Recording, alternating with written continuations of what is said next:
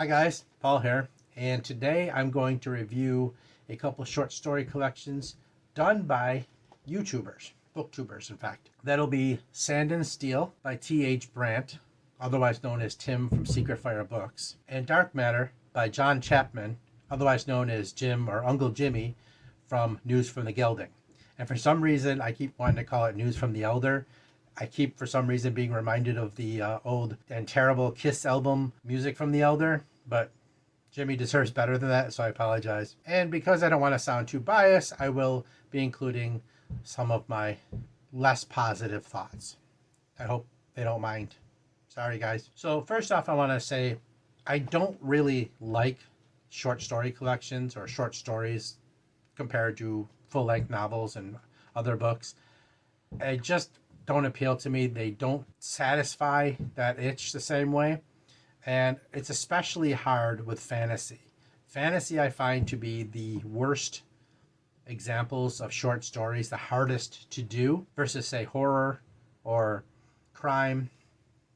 Fantasy is just harder to do in short story form because of the necessity of world building, the need for a larger space to fill with exposition and the creation of a new world and filling out what that world is about in fantasy is not the same as it is in other storytelling genres.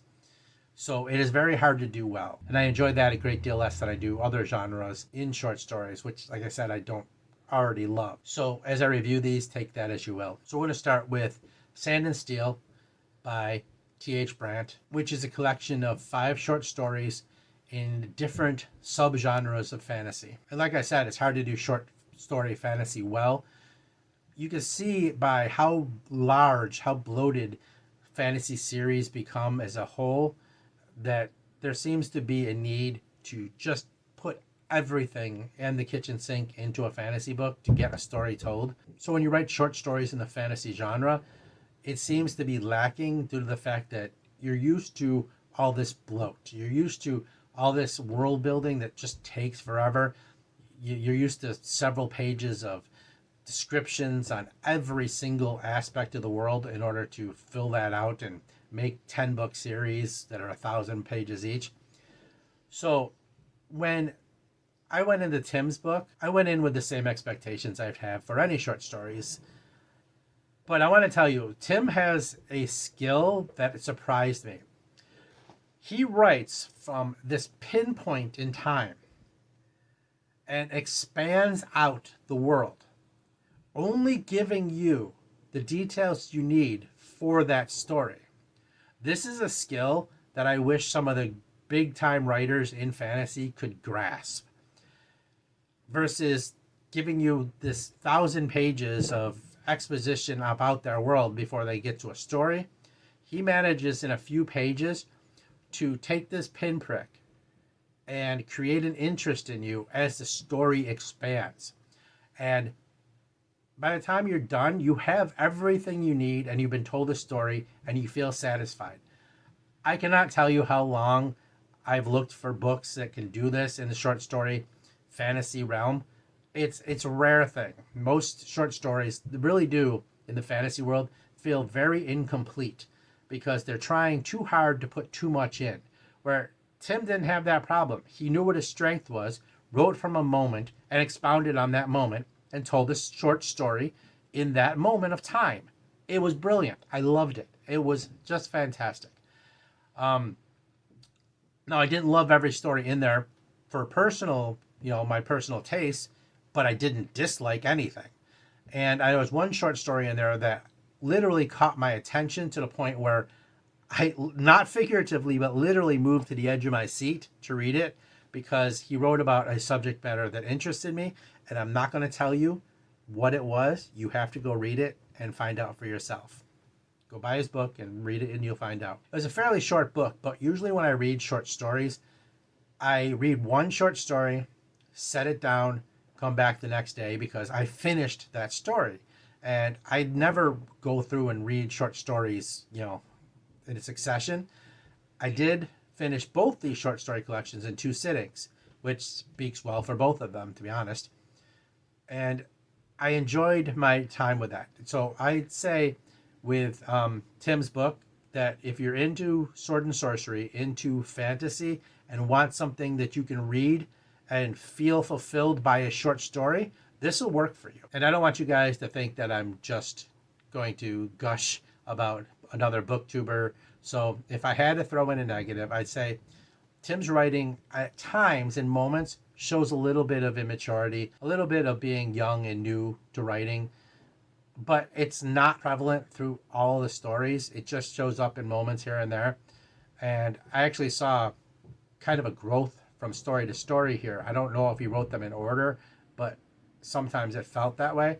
But the best part about that is that any drawback here is the easiest for Tim to fix. This is something that he will grow into and grow as he keeps writing. He's got the hardest stuff down. He figured out how to tell a story and tell a complete story that satisfied you in a limited amount of pages without having to bloat it. I was very, very impressed with that because there are authors, fantasy authors out there who just cannot get this down or refuse to get it down.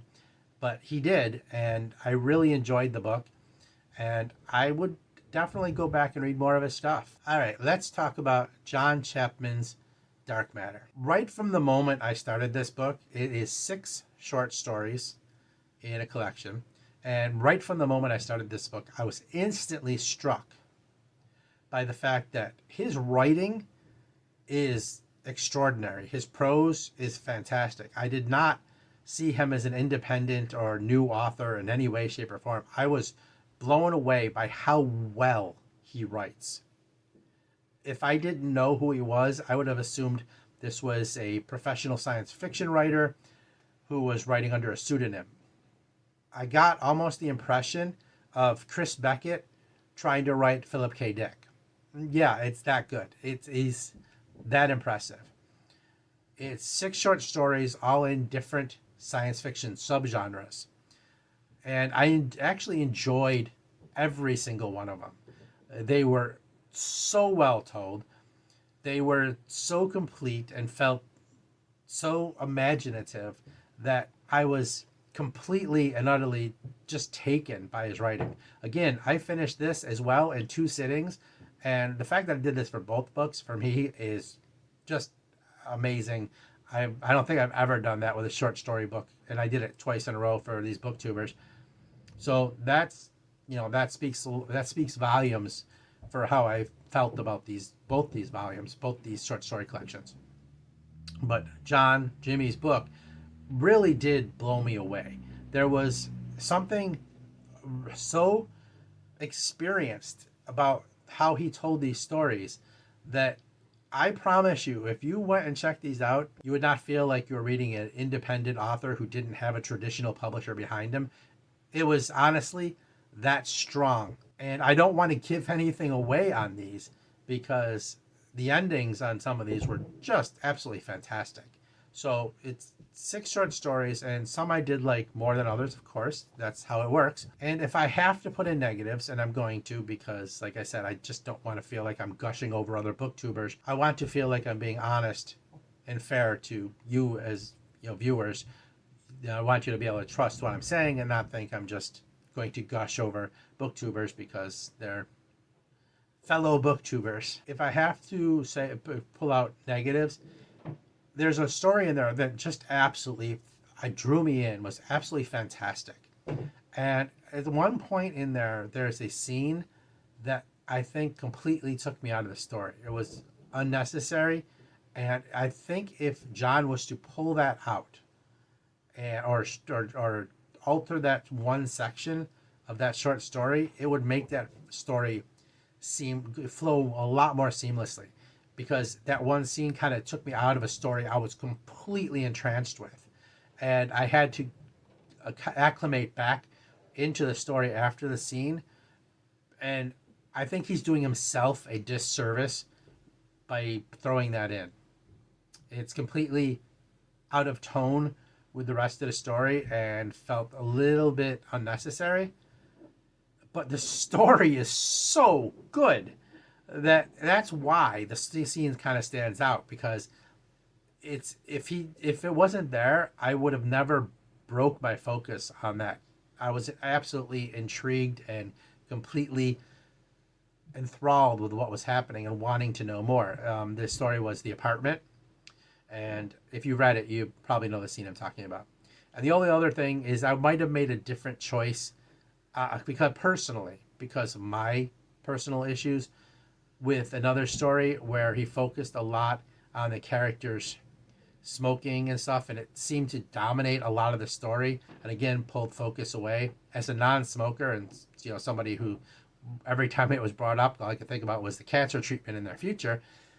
I felt that it pulled away from an interesting story, and it interrupted the flow of the story because that's what I kept thinking about. That might be a me thing because I don't like smoking. So if it doesn't bother you, you may be fine with it. But like I said, I'm reviewing it from my point of view. But both these books are well worth your time. And I know Tim at Secret Fire Books just did a review of Dark Matter by John Chapman.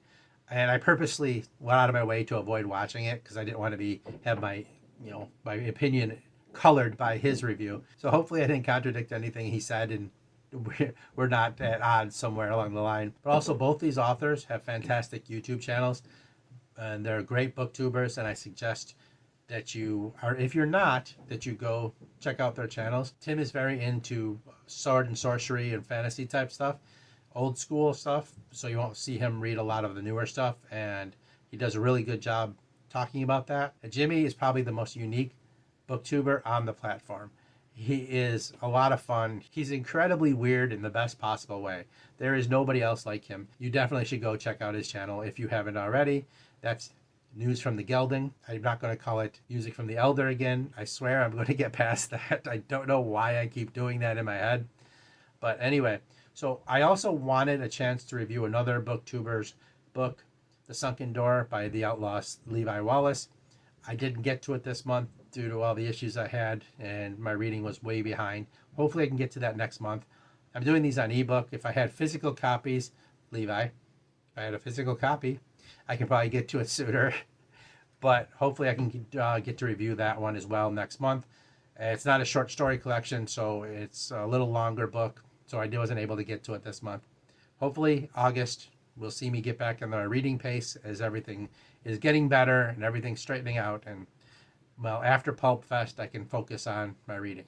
So anyway, I hope you enjoyed the review. I hope Tim and Jimmy aren't too mad at me because I love them both to death. They're fantastic, and I'm going to read more by both of them, and I'm going to watch their channels more. So yeah, do both. I'll try to remember to put a link down below for their books. Go check them out. They're so worth your time. Do not let the fact that they're independent authors color your opinion. This is why we read, to find gems like this and you make reading enjoyable again. It doesn't have to be from a traditional publisher. They don't have to be named Sanderson or Jordan to write good books. These are good books. These are really, really solid, well-written, good books. Go check them out. Hopefully I'm going to go do a monthly wrap-up video right now. Hopefully that works out. And maybe I'll see you tomorrow with that. In any case, thank you. Remember, the secret to Zen: read books, pet dogs, listen to metal. Please subscribe. I will see you soon.